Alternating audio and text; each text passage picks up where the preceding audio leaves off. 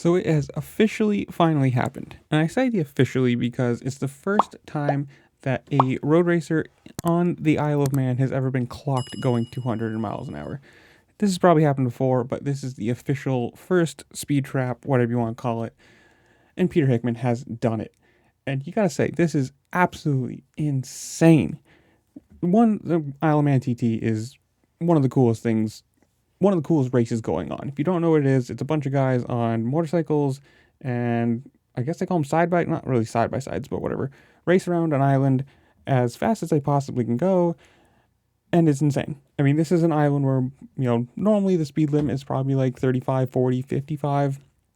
And as stated, these guys are going 100, 200 miles an hour down normal roads. It's absolutely incredible. Probably one of the best motorcycle spectacles in the world, one of the coolest racing events in the world. And every year people do die, which is very sad. And you have a lot of backlash for people saying it's unsafe and why do these people do it if there's so much risk? And that's kind of the allure, I would assume, is that there is so much risk to it, but you're doing something that you absolutely love and you're a part of the absolute elite. This isn't a road course where you slide off and you go into some gravel and you walk away. This is, if you slide off, you're running into somebody's house or a tree or a stone wall. So the commitment to this has to be 100%. There is no,